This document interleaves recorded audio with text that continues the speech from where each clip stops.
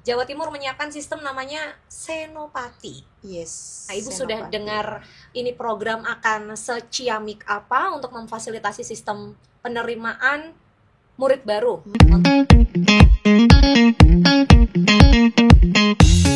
Satu program yang tidak biasa dan perdana kami hadirkan untuk Anda sedulur Kompas TV. Apa kabarnya, Api? Balik lagi.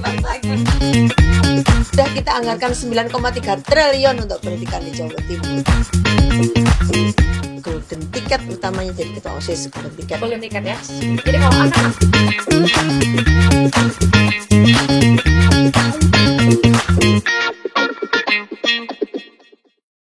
pulang pergi setiap akhir pekan. Oh, setiap hari. Kecuali kayak gini karena besok masih ada acara pagi tidur. Kerso teh anget apa air mineral? Oh ya, keren teh panas. Kami siapkan air juga. Ini aja. Nyaman? Nggih. Monggo, santai kok, santai mawon.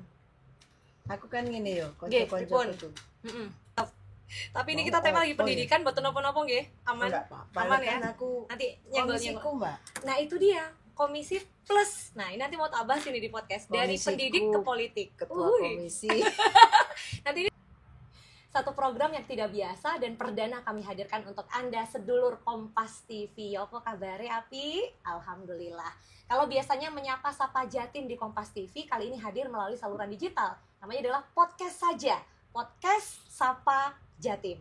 Dan di episode perdana kali ini yang diundang tentu bukan sosok sembarangan.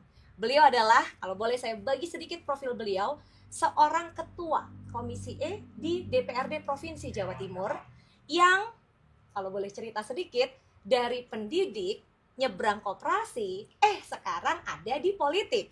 Dr. Sri Untari Bisowarno, Magister Administrasi Publik. Bu Untari, ya, apa kabar? Baik banget. Ini pertemuan perdana kita. Salam kenal dulu, saya Putri, Bu. Bayangkan ini udah ngobrol banyak tadi sebelum podcast dimulai, saya udah ngobrol banyak sama beliau, tapi saya belum memperkenalkan diri. Saya Putri, Bu. Salam kenal. Bu Untari, apa kabar hari ini? Baik, alhamdulillah.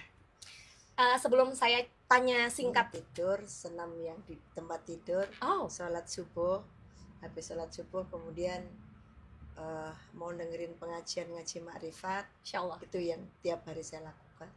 Setelah itu kemudian mau baca buku, terus si dosen FEB Widyagama WA saya, Mbak Yu, saya tunggu ya di Indrapura. Masya Allah, aku lali lek jam 8. Ada jadwal? Harus ada di Indrapura menemui adik-adik mahasiswa dari Fakultas Ekonomi Bisnis jurusan akuntansi Widyagama. Di kantor DPRD Jawa Timur.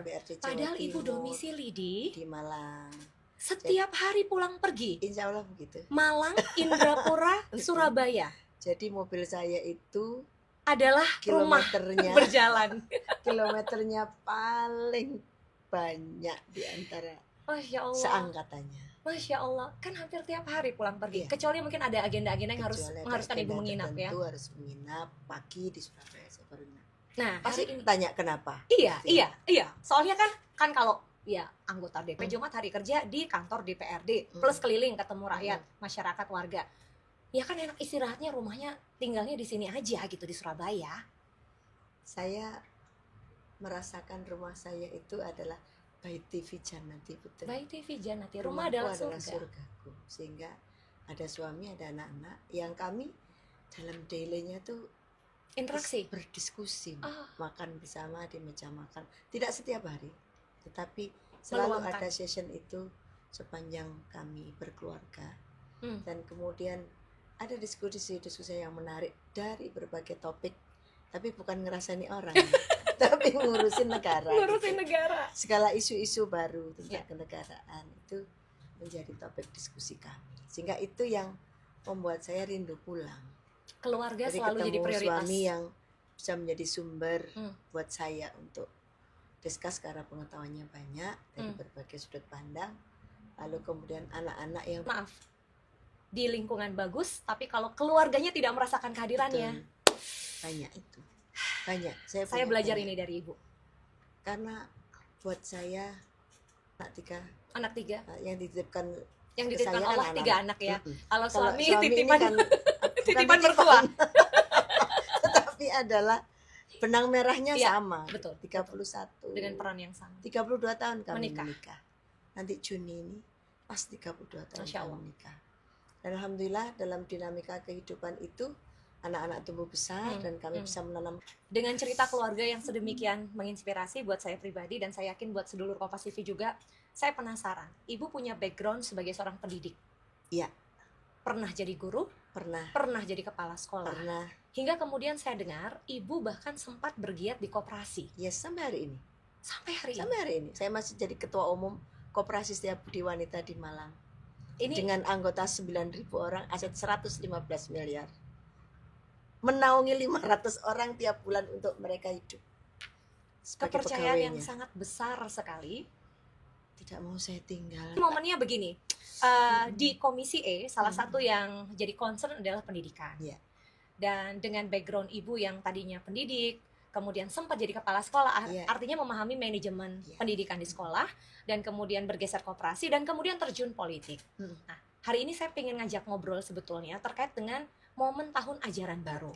Dimana kan kalau bicara ini, jutaan orang ribut. Ini yang nonton ini pasti udah mulai, aduh, zaman saya ini, saya cerita dulu ya. Saya kan selisih umurnya sama ibu kan cuman berapa tahun lebih muda aja.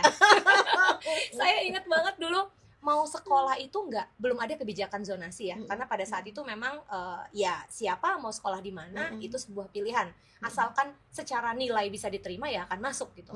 Tapi dengan adanya sistem zonasi yang belakangan kita tahu sebetulnya kan tujuannya untuk melindungi, satu, supaya nggak ada istilah sekolah favorit, kayaknya kok ngumpul di pusat kota misalnya kan, sehingga yang di pinggir-pinggir dianggap bukan pilihan utama. Lalu ada omongan, ya kalau outputnya bagus karena inputnya bagus kan biasa. Tapi kalau inputnya biasa, outputnya bagus, itu luar biasa sekolahnya. Nah, ini yang mau kita obrolin. Pertama, pergantian nama. Yang berulang kali terjadi. Sebelumnya sistemnya adalah PPDB, penerimaan peserta didik baru.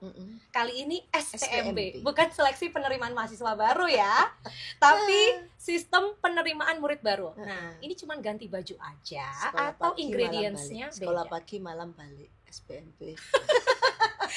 Kalau dari pantauan Ibu, kita bicara dari perspektif legislatif nih, ada perbedaan apa sih dari perubahan nama PPDB ke SPMB? Apakah sistemnya berubah atau cuman bajunya aja yang ganti? Secara prinsip hanya bajunya yang ganti. Jadi kalau saya melihat dari periode pemerintahan ke pemerintahan ya Mbak ya, itu pemerintah baru tidak mau sama dengan sebelumnya. Itulah yang kemudian Ibu Mega sebagai ketua umum kami itu meminta supaya ada GBHN, garis-garis besar haluan negara, 25 tahun sekali atau 30 tahun sekali, supaya gak gonta-ganti, isinya podo-pati gonta-ganti. Nah, secara prinsip gak terlalu berubahnya hanya di jalur zonasi, namanya sekarang domisili. Kalau bukan lagi zonasi, domisili, tapi domisili. Lalu kemudian ruang, wis aku mau di tempat yang sama yang diburu semuanya, aku mau cari tempat sepi tapi aku harus jadi juara. Serius Mbak, Eptanas pertama aku nomor 2 sesekolahan IPS. Eptanasku 6 mata pelajaran IPS. Daripada ada di rumah besar tapi tidak dilihat, mending di kamar yang kecil tapi penguasanya. Itu dia akhirnya. Dan akhirnya ternyata itu yang kemudian membuat dan saya Ibu masuk ke IKIP Malang. Itu cita-cita jadi guru gak sih? Tanpa undangan, tanpa tes. Karena jalur undangan. Ya, namanya dulu PMDK. Saya kuliah juga jalur itu. Gitu Mbak, PMDK. Sehingga wah seneng banget anak desa. Cita-cita ini kan menyenangkan orang tua. Ibu saya seneng kalau anaknya pintar, maka saya harus pintar. Dan spirit itu yang menular ke anak-anak. Gitu Mbak. Balik lagi. Jadi kayak gitu kayak di masa domisili lalu. Domisili ini artinya lebih ramah terhadap siswa baru. Sekolah-sekolah yang ada itu tidak kemudian, dan kemudian zonasinya kelurahan. Tidak lagi dulu kan satu kabupaten. Artinya kalau dia misalkan ini tadi saya cari catatannya. Jadi ini hitungannya ya, tahun 2025 ini siswa Ambek SMP. buka yo. Betul napa-napa. Bareng-bareng. Saya juga nggak hafal soalnya. Tahun 2025 ini jumlah siswa SMP yang lulus diperkirakan itu angkanya 682.252. Angka yang besar ya di Jawa Timur.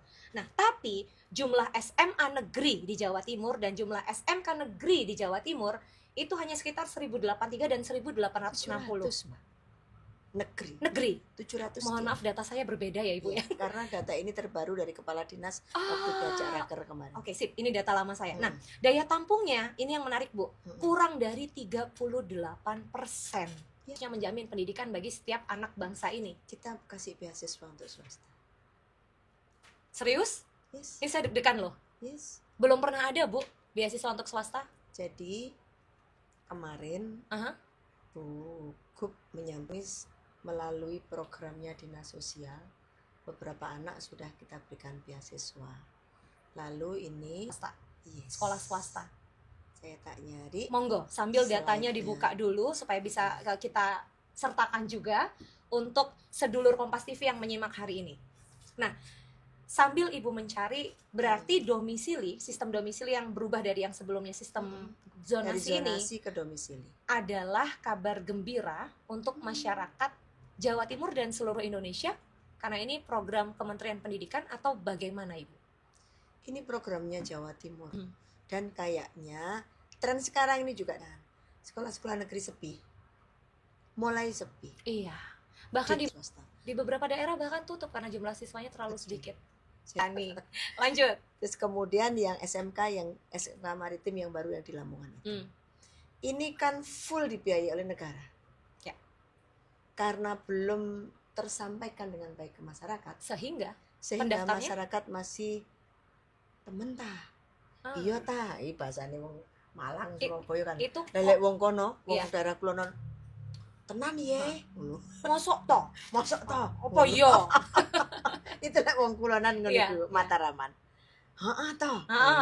itu gorengane Tuban lah gitu ya, kolaborasi antar sektor. Nggak bisa kalau jalan sendiri-sendiri hari gini, nggak bisa. Birokrat itu nggak boleh ekosektoral gitu, harus melihat visi besarnya bangsa apa, visi besarnya Jawa Timur apa, lalu misinya dijalankan bersama-sama. Kalau ekosektoral, ini anggaranku nggak boleh dong. Ini tadi saya beberapa nggak usah ngomong ya. Nanti kesempatan berikutnya kita harus mulai open mindset, open mindset, kemudian melakukan processing. Jadi kita berikan saran pada TAPD. TAPD. Pada rapat dengar ya. Banyak banget. Kalian cuma kasih anggaran segitu, sementara ini saya lihat, itu yang dilakukan apa? Kita lihat sinkronisasi. Rapat. Kok rapat toh yang dilakukan sih? Saya bilang tadi gitu. Jangan gitu. Anak-anak lah. Kalau misalkan mau bilang gitu ya. Oke. Lanjut ke SPMB. Balik lagi SPMB. Tadi Ibu bilang saya jangan bawa saya kemana-mana. Saya akan jawab kemana-mana. Saya tidak termaksud mengajak Ibu kemana-mana. Tapi kalau dengar cerita gitu saya kesentil. Sebagai seorang ibu juga. Sebagai seorang perempuan yang tahu betul susah bagaimana susahnya perjuangan melahirkan dan mengasuh. Tapi kemudian dirusak sendiri. Allahu Akbar. Saya tarik nafas dulu ya, sedulur Kompas TV. Oke, kita lanjut balik lagi ke bicara pendidikan di negeri ini, khususnya di Jawa Timur. SPMB 2025, Jawa Timur menyiapkan sistem namanya Senopati. Nah, Ibu sudah dengar ini program akan seciamik apa untuk memfasilitasi sistem penerimaan murid baru untuk tahun ajaran baru kali ini? Saya sering dengar cerita ibunya marah-marah di sekolah gitu karena berupa sistem gak mandiri. Biarkan saja, awasi dari jauh, kamu jalan ya nak. Bila perlu ya gak popo numpak mikrolet ngono iku lho. Numpak bis kota kalau di Surabaya enggak apa-apa. Kan sudah aman kan bis kota. Anak-anak biar kakinya juga terlatih jalan. Enggak terus kemudian tiap hari kuini terus. Ini akan jadi diskusi yang terpisah. Punggung. Ya, betul. Apalagi di usia 6 SD itu kalau sekarang bukan anak kecil lagi. 6 SD itu udah masuk usia puber. Udah ngerti banyak hal, udah bisa mandiri. Yang menstruasi. Betul. Sudah banyak yang kejadian. Betul. Aku ngene ya Allah Gusti. Sedih ya Bu ya. Arek-arek saiki kok ngono sih? Kenapa ya? Cepet banget. dewasa. Request ya dua anak-anak bisa belajar dan mendaftar secara mandiri. Walaupun nanti ada hal-hal yang orang tua juga tetap perlu dilibatkan kalau memang orang tua harus dilibatkan. Nah, balik lagi ke sini. Kalau tadi dengan perhitungan Ibu dan prediksi Ibu, apalagi Jawa Timur, Bu Gubernur bersama dengan dinas terkait dan atas dorongan legislatif sambil sudah mempersiapkan file ya, Mbak ya? Boleh, monggo. Ibu sambil nyari file. Saya ngerasanya gini, kalau pemerintah provinsi juga menyiapkan beasiswa untuk anak-anak yang tidak tertampung di sekolah negeri dengan catatan Mbak, ini anak diterima di swasta. Boleh apa namanya? Charging. Baik. Bagaimana kalau kita carikan tempat untuk charging dulu? Nggak usah, saya ada baterai. Ada. Nah, apa kalau nyetel TV keluar? Suami keluar. Ada nonton bola keluar, Papa. Nggak boleh saya. Ganggu dia. Jadi saya dampingi dia belajar sampai jam 8. Komitmen. Tamunya tak kasih tahu kalau mau ketemu sama saya di atas ibu, jam 8 atau sebelum jam 6. Monggo dipulang kembali dulu, boleh atau nunggu silakan. Nunggu tapi nggak boleh ngomong, nggak boleh rame. Karena harus lagi kan banyak Bu, tapi kan pelajarannya banyak ya. Dan ada yang susah-susah. Aku guru. Ibu bisa sih ngajarin. Aku guru. Kok Ibu bisa ngajarin semua mata pelajaran? Aku kepala sekolah. Enggak, ini mah kepala sekolah plus. Karena kalau pendidik satu mata pelajaran aja saya bisa memaklumi. Bahasa Inggris itu ya bikin ada kamus bahasa Inggris, ada gambarnya. Ayo kita ngapalin ini. Kayak misalnya ini judulnya nambah kosakata dalam bahasa Inggris. Strateginya adalah temes ngono kan. Udanil. Kan ada buku gitu, Mbak. Iya. Mama, ayo merem. Suruh merem, ayo. Melek dulu dibaca, lalu merem. Diapalin gitu. Learning is so fun ya kalau sama Ibu ya. Guyu. Kalau udah selesai, saya diajak main mereka, aku yo gelem. Sehingga spiritnya belajar bukan beban, hasil yang baik bukan beban, target, karena prosesnya. Terus saya masih dongeng. Kalau anak-anak mau tidur, saya beli buku dongeng itu, aku tak bagian dongeng. Kalau anak mau tidur, dari gitu. Semua cerita itu, integritas dan komitmen itu, makanya hari ini sejak sekian waktu belakangan mendapat amanah untuk jadi ketua komisi E. Kayaknya begitu. Tapi yang dipegang kan gak cuma pendidikan ya, Doraemon. Iya. Karena sebetulnya tema kita hari ini mengurai SPMB 2025 di Jawa Timur. Belakrak tekan dinding. Tapi ini Bu, yang bikin sedulur Kompas TV tertarik itu adalah tadi kan kurang mampu ya. Artinya kan profiling untuk bisa dapat beasiswa. Karena kita bicara anak-anak yang tidak tertampung di negeri. Ibu tadi bilang mau jumlahnya sudah sekian banyak, swasta sekian banyak, kemudian ada beasiswa sekalipun tetap tidak akan tertampung. Padahal kita juga terima dari luar yang tertarik ke Jawa Timur karena pilihan nih. Nah, terus piye ngono ya? Iya iki sing dari perkara iki sing ditakokno warga masyarakat iki piye? Jaminan pendidikan. Mau seluruh total APBD Jawa Timur nggak cukup. Karena kita punya APBD nggak kayak DKI Jakarta. Bu, diingetin lagi mikrofon. Enggak, asli ini ku duduk kene ngene lho. Sik yo, dilut yo. Iki hose iki rodok-rodok lucu kok anjas. Ini yang harus dekat ke Ibu, bukan Ibu yang harus. Menghormatinya gimana? 1, diberikan BPOPP. Apa itu? Bantuan pelaksana. Pertanyaan. Yes. Sistemnya saya yakin harusnya lebih baik lah dari waktu ke waktu. Tapi untuk pertanyaan ini, antisipasi pungli. Oke. Antisipasi pinjam alamat untuk perubahan KK. Jadi yang pertama, pungli sudah kita gedek begini ya di komisi E dan Dinas Pendidikan semua sudah menyambut itu. Tidak ada yang namanya pungutan biaya pendaftaran apapun namanya itu. Kedua, tidak ada biaya kursi. Orang online kok. Arep bayar nang di. Sudah kita anggarkan 9,3 triliun untuk pendidikan di Jawa Timur. 9,3 triliun di APBD murni ini. Untuk ngurusin anak-anak kita se-Jawa Timur. Jumlah 1,3 juta anak tadi.